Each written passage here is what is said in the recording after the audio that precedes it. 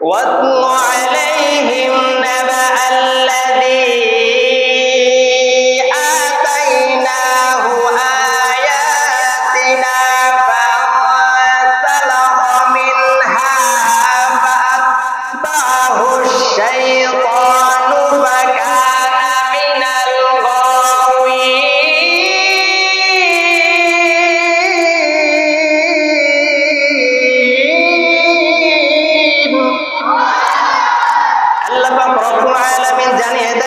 واتل عليهم نبأ الذي ও পয়গম্বর আপনি আপনার উম্মতদেরকে জানিয়ে দেন আতাইনা ওয়া আয়াতিনা ফানসালাখা মিনহা আপনি আপনার উম্মতদেরকে জানিয়ে দেন ওই ব্যক্তির কথা যাকে আমি আল্লাহ তাআলা নির্দেশ দান করেছিলাম কিন্তু এই নির্দেশ দান করার পরও তিনি ধরে রাখতে পারে নাই তিনি ছেড়ে দিয়েছেন আল্লাহ পাক রব্বুল আলামিন বলেন ফাআতবাআহুশ শাইতানু ফাকানা মিনাল গাওয়িন আল্লাহ তাআলা বলেন আমার ওই বান্দাটা শয়তানের ধোঁকায় পড়ে গিয়েছে শয়তান তার পিছনে লেগে গিয়েছে ফাকানা মিনাল গাওয়িন এই শয়তান তার পিছনে লেগে যাওয়ার কারণে তিনি পথভ্রষ্টদের অন্তর্ভুক্ত হয়ে গিয়েছে বলেন না নাউযুবিল্লাহ কি বুঝলেন আয়াত থেকে কিছু বলছেন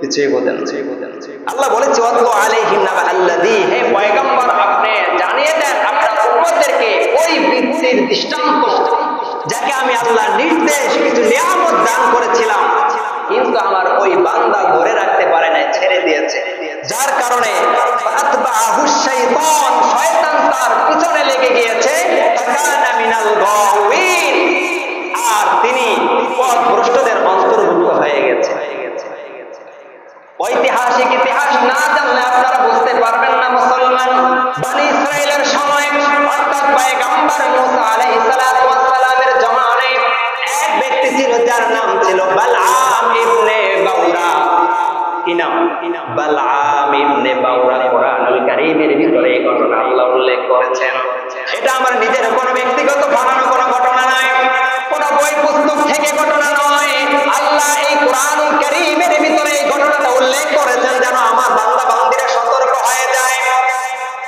সেই বনি ইসরাইলের পয়গম্বর মুসা আলাইহিস সালাতু ওয়াস সালামের জমানায় যে ব্যক্তি ছিল তার নাম ছিল বালআম ইবনে বাউরা বাউরার ছেলে ছিল বালআম মুসলমান এই আয়াতের তাফসীর ইবনে কাসীরের ভিতরে আছে হযরত ইবনে আব্বাস রাদিয়াল্লাহু তাআলা আনহু বলেন সেই বালআম ইবনে বাউরা আল্লাহ তাআলা তাকে যে নিয়ামতটা দান করেছিলেন সেই নিয়ামতটা হলো তিনি ইসমে আজম জানতেন কিছু কারামত জানতেন অথচ আমার নবী বলেছেন আমার কোন উম্মত যদি ইসমে আজম পড়ে আমার আল্লাহর কাছে দোয়া করে তার দোয়া করতে দেরি হয় আমার আল্লাহ তার দোয়াকে কবুল করতে দেরি হয় না বলেন না সুবহানাল্লাহ ইসমে আজমের এত পাওয়ার এত ক্ষমতা এত দাম ইসমে আজমের সেই মুসা আলাইহিস সালামের জামানায় যে লোকটা ছিল যার নাম ছিল বালআম ইবনে বাউরা তিনি ইসমে আজম জানতেন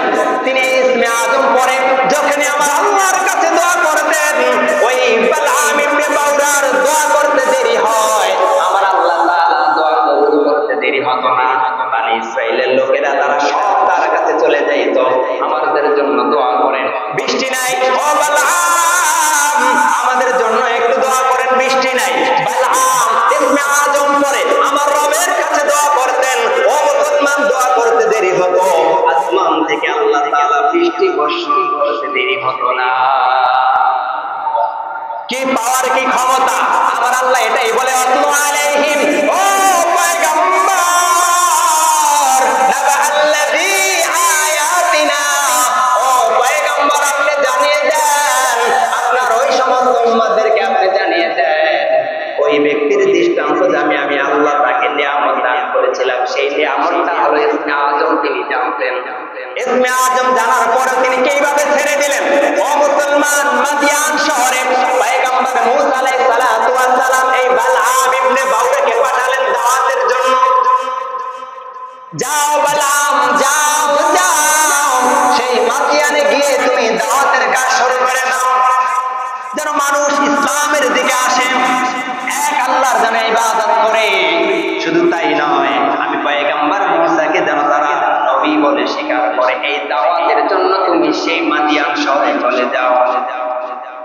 মুসলমান, এই বালআম ইবনে বাউরা তিনি মাদিয়ান শহরে চলে গেছেন। তার ইসমে আজম এই পাহাড়ের কথা ওই মাদিয়ান শহরে তিনি বাদশা ছিলেন, জালেম বাদশা, তিনি জানতে পারলেন। জানার পরে তিনি এই বালআম ইবনে বাউরাকে ক্রয় করে নিলেন। লোভের মাধ্যমে তাকে জমি জমা রকম স্বর্ণ রূপা বিভিন্ন দামি জিনিস দিয়ে তাকে ক্রয় করে লোভ দেখে তাকে তিনি কিনে নিলেন, যেন তিনি নবীর পয়গম্বর মুসার কথা মতো তিনি না চলে, তিনি যেন ওই বাদশার কথা মতো তিনি যেন উঠে আর বসে। সম্পদের লোভে পড়ে আমার আল্লাহ বলেন, ও পয়গম্বর, ওয়াতলু আলাইহিম নাবা আল্লাযী আতাইনাহু আয়াতিনা। ও পয়গম্বর, ওই ব্যক্তিকে আমি নিয়ামত দান করেছিলাম, কিন্তু সে ধরে রাখতে পারল না। এই যে বাদশার তার লোভে পড়ে তাকে জমি জমার বিভিন্ন দামি জিনিস স্বর্ণ রূপা হীরা মানে বিভিন্ন উপকরণ দিয়ে তাকে তিনি ক্রয় করে নিলেন। তিনি লোভে পড়ে তিনি ওই বাদশার কথা মতো তিনি এবার উঠা বসা করতেছে। কিন্তু আমার রব আল্লাহ তাই ইসনা আজম জানার ক্ষমতা দিয়েছেন, কারামত দিয়েছেন, ওই আল্লাহকে ভুলে গিয়ে তিনি বাদশার এবার নির্দেশ অনুযায়ী চলতেছে। সেই কথাটা আল্লাহ বলেন, ও পয়গম্বর, আপনি আপনার উম্মতদেরকে জানিয়ে দেন তাকে আমি নিয়ামত দান করেছিলাম, কিন্তু এরপরে তিনি নিয়ামত ছেড়ে দিয়েছেন। সম্পদের লোভে পড়ে, টাকার লোভে পড়ে, দামি গয়না জিনিসের লোভে পড়ে তিনি আল্লাহর হুকুমকে তিনি ছেড়ে দিয়েছেন। কিন্তু এটার পরিপ্রেক্ষিতে কি হয়েছে মুসলমান, সেই কথাটাই আমার আল্লাহ পাক রব্বুল আলামিন বলেন, ওয়ালাউ শি'না লারফা'নাহু বিহা ওয়ালাকিন্নাহু আখলাদা ইলাল আরদি ওয়াত্তাবা'a হাওয়া ফামাতালুহু কামাতালিল কালব ইন তাহমিল আলাইহি ইয়ালহাস আও তাতরুকু ইয়ালহাস যালিকা মাতালুল কওমিল লাযীনা কাযযাবু বিআয়াতিনা ফাকসুসিল কসাস লাআল্লাহুম ইয়াতাফাক্কারুন।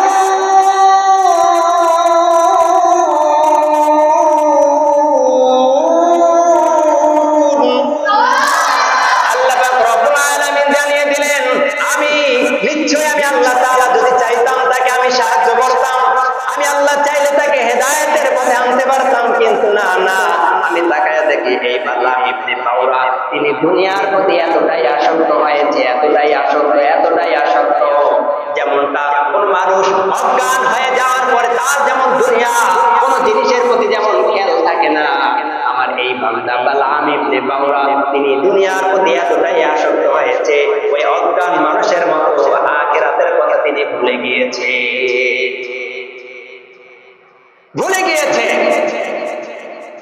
আল্লাহ এটাই বলেছেন। আর এটার দৃষ্টান্ত হলো, আমি ঘটনাটা না বললে আপনারা আয়াতের তরজমা বুঝবেন না।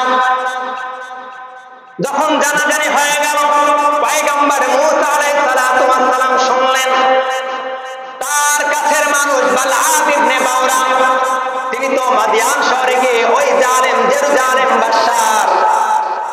ওই বাদশার দরবারে তিনি ক্রয় হয়ে গেলেন, বিক্রি হয়ে গেলেন। এবার ওই বাদশার কথা মতো তিনি উঠে আর বসে, তিনি তো দাওয়াতের কাজ তো দূরের কথা, এবার বাদশার কথা মতো তিনি চলেন। ও মুসলমান, এটা জানতে পারার কারণে পয়গম্বর মূসা আলাইহিস সালাতু ওয়াস সালামের রাগ হলো। তিনি একদল সেনাবাহিনী নিয়ে সেই মাদিয়ান শহরে চলে গেলেন, তাদের উপরে আটক করবেন, যুদ্ধ করবেন, তাদেরকে হত্যা করবেন, সেই চিন্তা ভাবনা করে তিনি চলে গেলেন। এদের খবর পাওয়া মাত্রই বালআম ইবনে বাউরার তার একজন সঙ্গী সাথে তিনি চলে আসলেন বালআমের কাছে, ডাক দিয়ে বলেন, ও বালআম, সেই বনি ইসরাইলের পয়গম্বর মূসা এবং তার সৈন্য সেনাবাহিনী সহকারে আমাদের এই গ্রামের ভিতরে মাদিয়ান শহরে চলে এসেছে, তুমি এদের জন্য দোয়া করো। আর যদি দোয়া না করো, ওই যে পয়গম্বর মূসা তিনি তো হলো লৌহ মানব, বলেন আল্লাহু আকবার। লৌহ মানব মানে লোহার চাইতে শক্ত, অর্থাৎ লোহার মানব। কেন বলেছেন আপনারা সকলেই জানেন, পাহাড়ের মতো একটা হাতিকে তিনি এক থাপ্পড় দিয়ে সাথে সাথে এখানে মৃত্যুবরণ হয়ে গিয়েছে। যে হাতি এলাকার ভিতরে জানাজানি হয়ে গেল।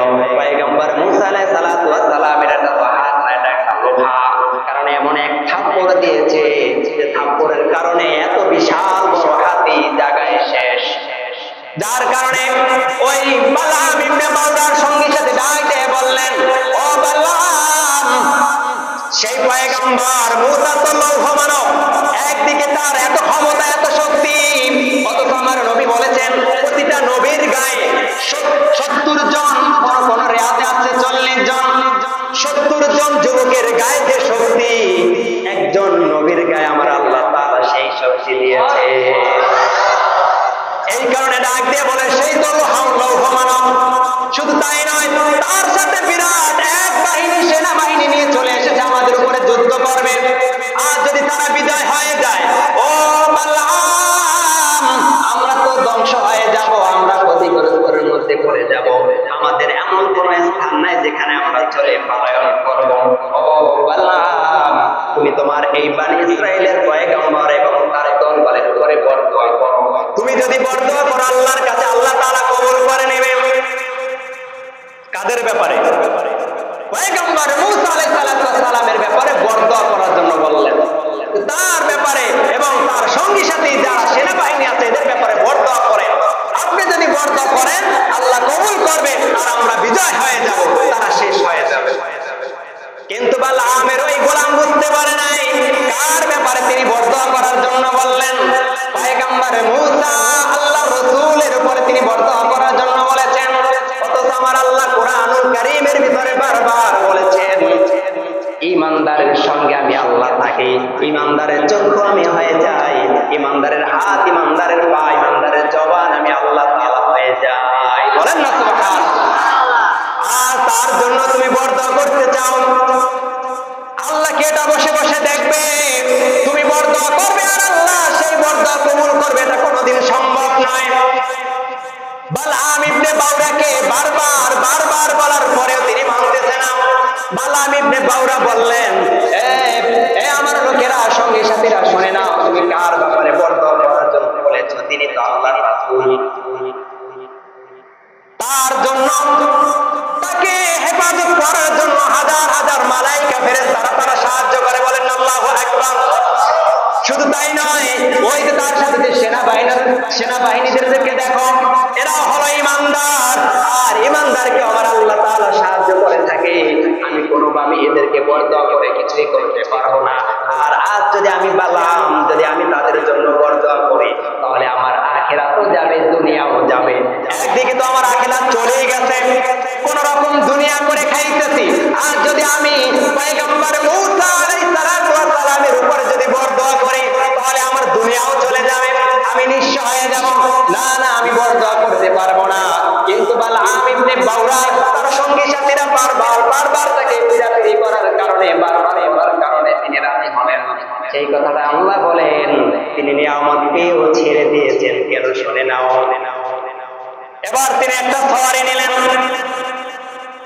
একটা পাহাড়ের উপরে উঠবে। ওই পাহাড়ের অপর পাশে ছিল পয়গম্বর মুসা ও তার সেনাবাহিনীরা। সেই পাহাড়টার নাম ছিল হুসবান পাহাড়। এবার বালাম ইবনে বাউরা তার সঙ্গী সাথীদেরকে নিয়ে তিনি একটি ঘোড়ার উপরে সওয়ারি হয়ে চলে যাইতেছেন। পাহাড়ের উপরে কিছুক্ষণ ওঠে, ঘোড়া আবার বসে পড়ে। বালাম ইবনে বাউরা চাবুকের মাধ্যমে সেই ঘোড়াকে বারবার আঘাত করে। ঘোড়া আঘাত সহ্য করতে না পেরে আবার উঠে, আবার কিছু চলে, আবার বসে পড়ে। বালাম ইবনে বাউরা আবার নির্যাতন করে, আবার ঘোড়া ওঠে। এমন করে বারবার নির্যাতন করে আর কিছু অগ্রসর হয়। অগ্রসর হতে হতে ওই হুসবান নামক পাহাড়ের উপরে তিনি উঠে গেলেন। বালাম ইবনে বাউরা তিনি বসে আছেন। পাহাড়ের অপর পাশে পয়গম্বর মুসা আলাইহিস সালামের তার লোকদল বসে আছে।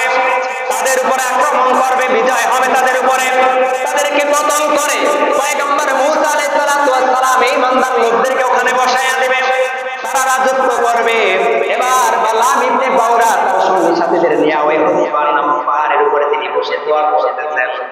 আল্লাহর কাছে দোয়া করে, ও আল্লাহ, পয়গম্বর মুসা ও তার সেনাবাহিনীদেরকে তুমি শেষ করে দাও।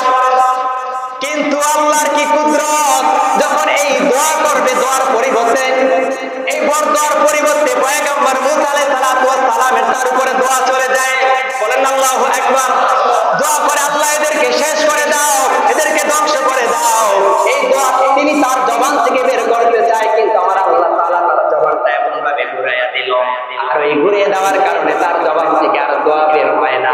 বরদোয়ার পরিবর্তে দোয়া চলে আসে, ও আল্লাহ এই পয়গম্বর মুসা ওনার সেনাবাহিনীকে বিজয় করে দাও।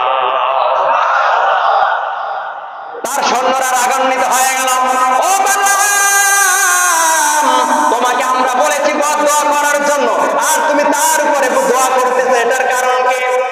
বালাম ইবনে বাউরা বলেন, এটা আমার জবানের কথা নয়, এটা আমার ব্যক্তিগত কথা নয়, আমি তো এদের জন্য বরদোয়া করি, কিন্তু কেমন জানো তাদের উপরে দোয়া চলে আসে, তাদের উপরে দোয়া চলে আসে।